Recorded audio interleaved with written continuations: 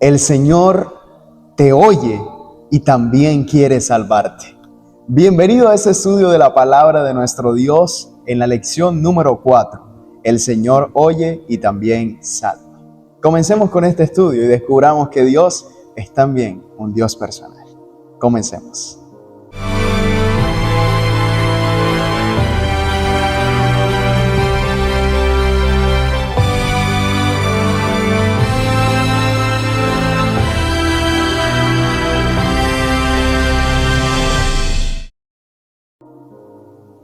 Hola, ¿qué tal, queridos amigos? Bienvenidos a este estudio de la palabra de nuestro Dios. Gracias por conectarte con cada uno de nosotros para poder compartir juntos de lo que la Biblia quiere decirte hoy.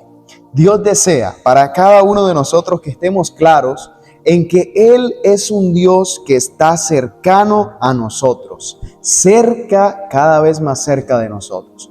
Muchas veces creemos que cuando oramos somos nosotros los que tenemos que acercarnos a Dios, pero en realidad es Dios quien se acerca a nosotros, porque Él está siempre pendiente de cada una de nuestras necesidades. Quiero invitarte que puedas abrir tu Biblia junto conmigo en el Salmo 139 y vamos a estudiar a profundidad este maravilloso salmo. Como principio número 1, nosotros encontramos que en este salmo se desglosan 3 temas importantes y atributos de Dios. En primer lugar, el poder de Dios. ¿Cómo observamos el poder de Dios en este maravilloso salmo? El Salmo 139 tiene algo bastante interesante y es que describe.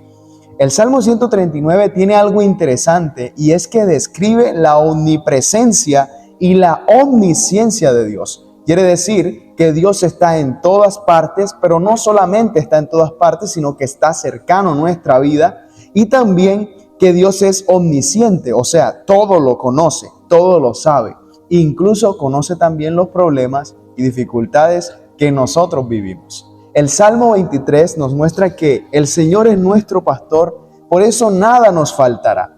Pero por ser nuestro pastor, eso quiere decir que nos conoce, que Él huele a oveja. O sea, tú y yo somos ovejas del Señor.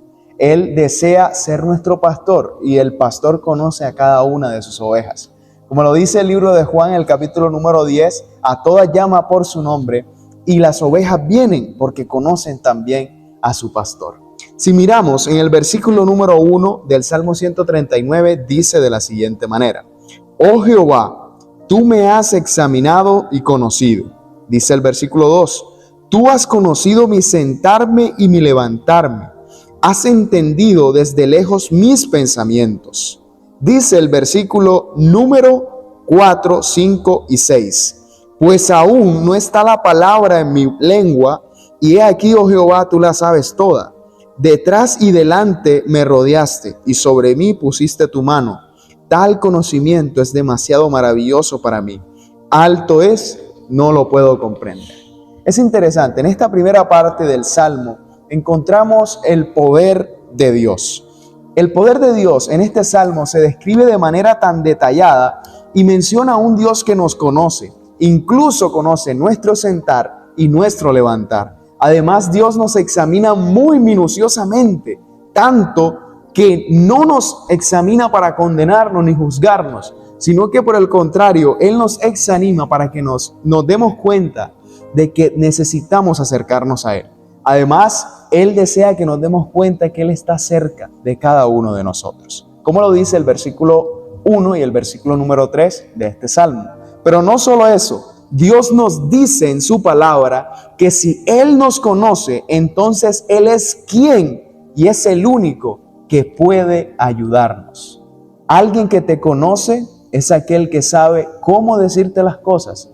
Alguien que te conoce es aquel que desea ayudarte, y Dios nos conoce a la perfección. Punto número 2. Este salmo nos muestra la presencia de Dios en nuestra vida. Si notamos, en el versículo número 7 y 8 de este salmo dice así: ¿A dónde me iré de tu espíritu? ¿Y a dónde huiré de tu presencia? Si subiera a los cielos, allí estás tú. Y si en el Seol hiciere mi estrado, he aquí, allí tú estás. ¿Qué significa esto? Que no hay un lugar donde nosotros podamos escapar de la presencia de Dios. eso también nos muestra y nos indica que como Dios está en todo lugar, como no podemos escapar de su presencia, hay algo interesante y un principio que aprendí a través de este salmo, y es: si no puedes huir de Dios, mejor acércate a Él. Si no puedes huir de Dios, mejor déjate alcanzar por Él.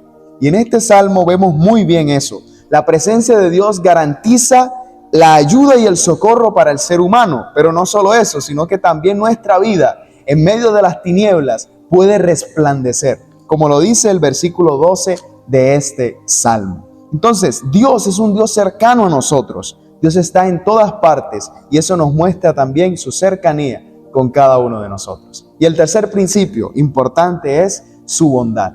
Dios es bueno, Dios muestra su bondad con cada uno de nosotros y debemos saber que Dios es antes que nosotros. ¿Por qué Dios es antes que nosotros? Porque ninguno de nuestros cuerpos le son encubiertos, pues Él nos ha formado, como lo dice el versículo 13 y 14 y 15 de este salmo. Además, aún estaba nuestro cuerpo en